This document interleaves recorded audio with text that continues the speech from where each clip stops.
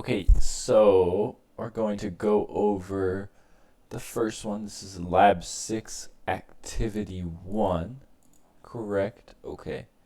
So, this is the code that you have. I'm going to go over it. I'm just going to go through the entire process from start to finish on how I program, the ways to do this, how to solve it. So, let's get started, I guess. So, first thing we need to do is we need to look at the problem.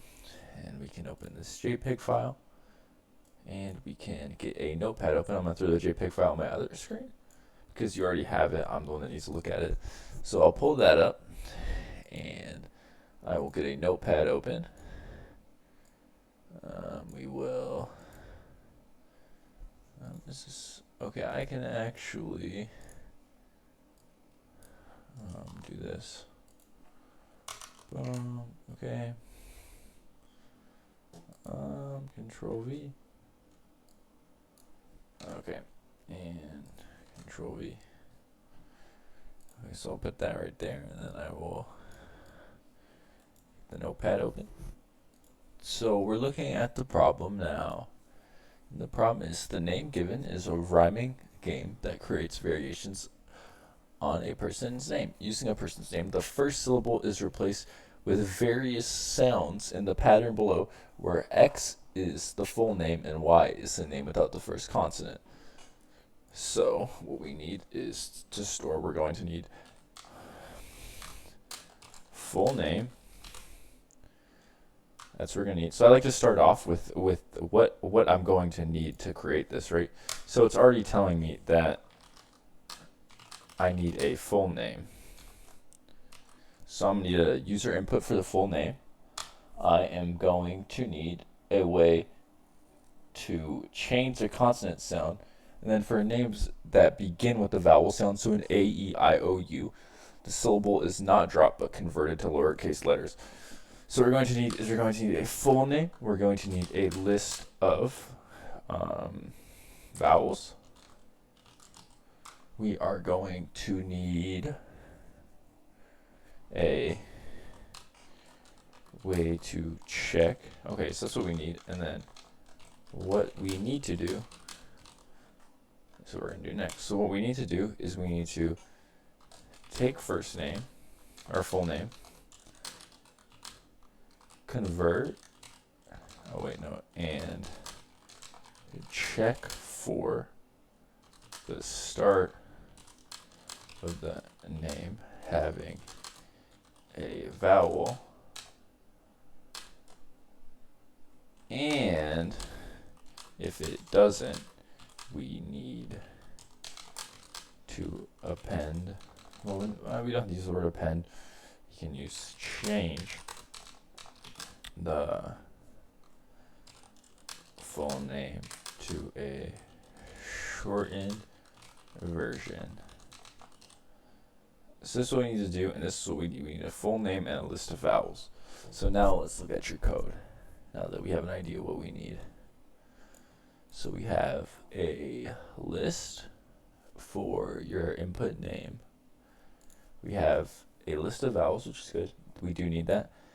And then a loop for the range of n, or for y in the range of this list. So from first looking at it, one thing that I see that I know is going to be a problem is, one, the list is instantiated wrong, and two, another issue is that if you do length, it's going to take the length of this list, which only has one name, so you're only going to get one go through your loop. So that's one issue that I know. It's just a syntax error, honestly, so it's very easy to fix. So let's just look at the rest. So we got vowels.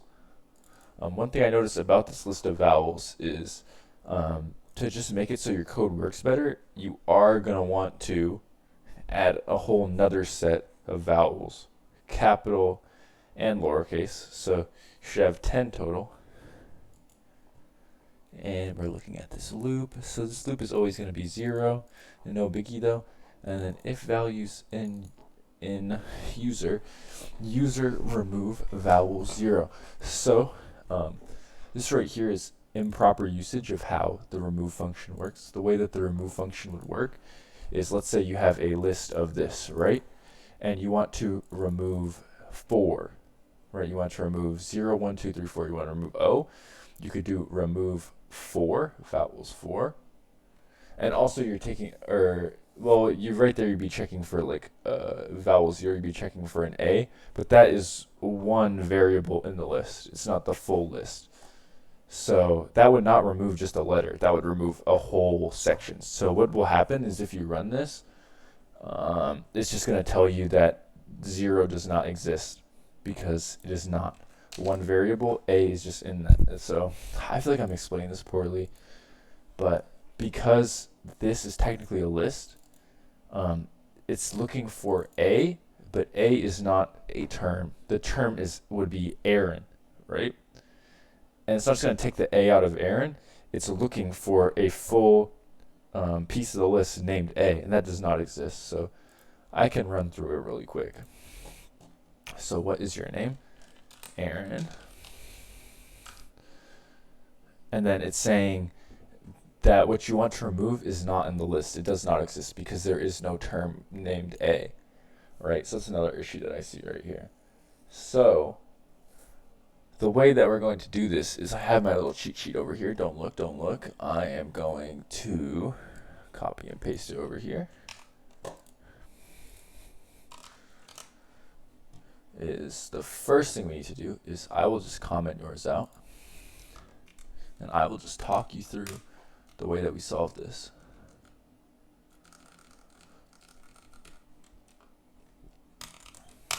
So the first thing that we need, if we go back to our list, is we need to make a name.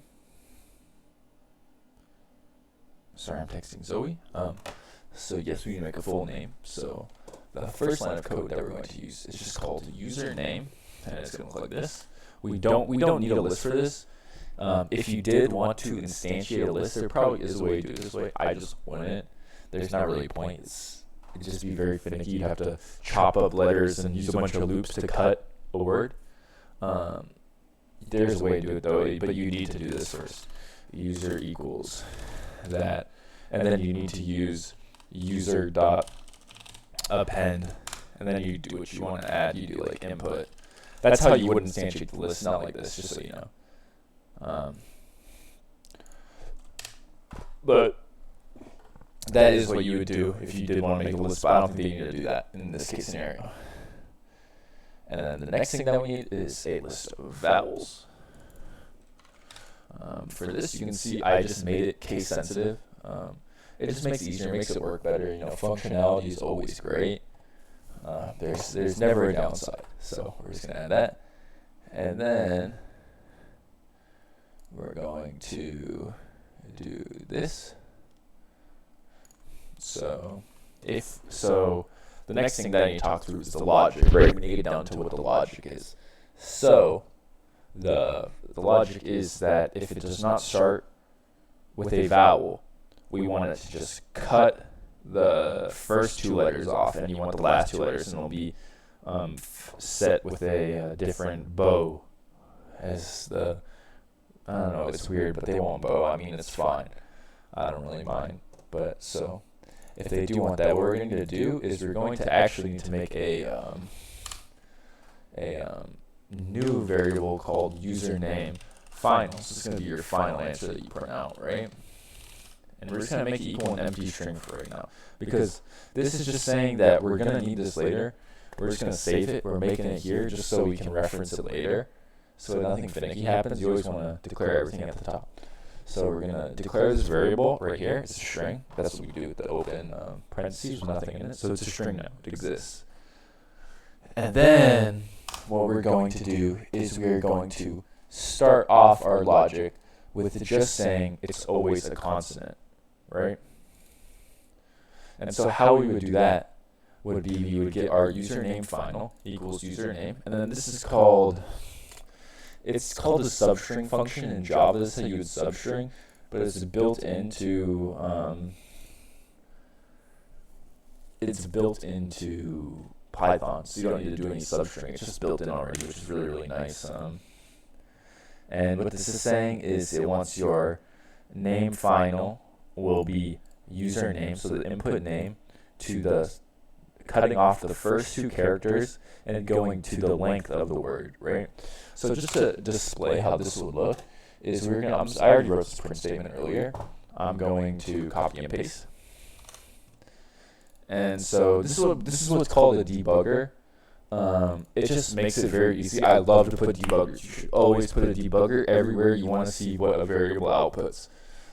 I cannot tell you enough how important it is and how much it'll save you time just making debuggers. It takes a little bit of time, but it'll help you out all the time. So now we can see how this code runs. So it's asking for my name. My name happens to be Aaron. It is saying first cut with all false. So it's just saying that if the logic is false for vowels, it will print out RON, the last three letters, which is what we want, right? We want to cut off the first two syllables and then leave everything else. So that's perfect for if it's a consonant. So now that we've already assigned username final to honestly, you could get rid of this line. I just like to keep it just to keep it. Now that we have made it work for if it's a consonant, we do have a special case where there could be a vowel, right? You know, it can always happen. And if it's a vowel, they don't want us to change anything. They want us to just leave it the same, and we just want it to be, lowercase. So what we're going to do in this, for this logic, is we're going to actually check all the vowels instead of using this, right? This will never work just because the way that you're doing it. We need to toggle through every single vowel just using a loop. It's very simple. So we're going to do for y in range of the length of the list of vowels. So the length will be 0, 1, 2, 3, 4, 5, 6, 7, 8, 9. It'll be 9, right? And then just to check this, I always like to make a debugger as well, just to see how my loop is working. So we have print, and this will just tell me y is, and then tell me the number of y, right? So I just know that my loop is working correctly. And then, I don't know why it indented. Why is it indenting for me? I might have messed something up right here. 1 second. Okay. I am missing a parenthesis somewhere, aren't I? 1 second. So this is correct. I have an issue. Oh wait, no. It is not an EOF while parsing. That is amazing. So, was I indented right there? I think I was indented, wasn't I? Yep, that's what the issue was. So that should be against the wall. And then this will be an enter tab. What? What? Oh. Well, technical issues.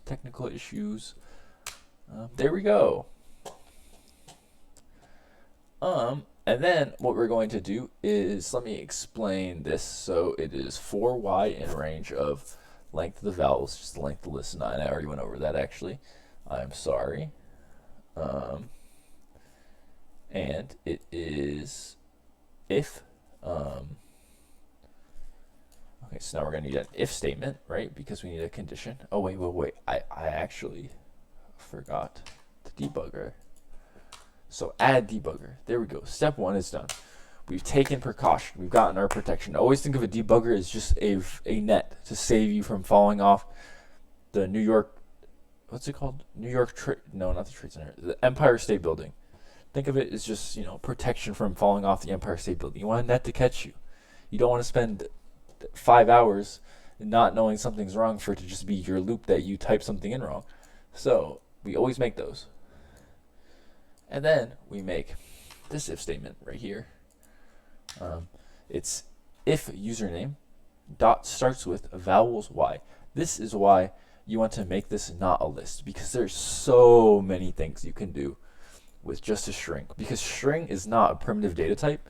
It is technically a class. So because it's a class, there's a bunch of cool methods that you can use with strings. So I found a very cool one. You can look it up. It's probably in your PowerPoint somewhere because I imagine you need to use it if you want this to be anywhere near concise. Is if username dot starts with vowel Y, right? So this is saying if my name starts with any of these vowels that runs through this list, so it'll go A, capital A, E, capital E, I, etc. If it starts with, it'll check every single one of those cases. And if it is true, what do we want to do? I'll give you a second, come on, think about it. I know you're smart. The answer is we want to make it lowercase. So, username final should equal username dot casefold. I imagine this is probably also in your PowerPoint with the notes. It's another thing you can do with strings. Very fun. It just makes everything lowercase for you. You don't have to mess with lists and like append, change, remove. You can just do username dot casefold and it lowercase everything. That is great. So now we will check. So we will get another debugger, a third one. And we will do print first letter vowel plus username final. So this is just saying if, this is true, then it'll print this out. And if it's, so this will always print out at the start because you're just assigning it. And then this is always going to be right unless this rings true. This down here rings true. I'm pointing my finger. I know you can't see it. I apologize. And we're just going to run it and we're going to see how it works. Unexpected indented block. Oh, I am a bit stupid. I apologize. What is my name? My name is Aaron. So it's saying first cut with all false, right? Such as saying that it's cut. So that's just me saying like this is my first time testing it. If everything were to be false, if there were no values, it would just print the last few letters or everything but the first few letters of my name, which is what you want. And then this is how you can see the loop. So Y is 0. On 0, it checks and everything is false. Y is 1. And then it checks and everything is false. And then when Y is 2, and we look the second thing on our list, is this right here, A, it is, when it's A, it says, oh, it's Aaron. So then it changes this username final to AARON, all lowercase, which is great. That's exactly what we want. So, yeah, so that's how we do it. And I remember that I just noticed an issue that I just saw for the first time. And it's that this, when you count, starts at 1. So Zoe was correct. It should be +1. And I think that it should count to 10. Let me make sure it doesn't break. So now we will try with the name. 1 second. I'll pick a nice fun name for us to try. I'm just trying to think of a good test case. We will just use Rachel. R-A-C-H-E-L, Rachel. I hope that's how you spell it. I hope I did not butcher your name. List index out of range. So I guess this is fine actually. Just disregard. Disregard. What is your name? Rachel. So, see, because there is no value or there is no vowel in the first letter, it just runs through the list, nothing happens, and it would just print out C-H-E-L. So it'd be Bochel, like they want, B-O, right? Fochel, whatever, Whatever they want, you can use your real name, not real name. I kept both around. So overall, that's how you do it. I hope you enjoyed. Hopefully I'm not the worst teacher ever, I imagine there's worse. But here you go. I hope you enjoy. This is the final code. If you need help with anything else, feel free to reach out. I'm always here. I love teaching things. So thank you so much.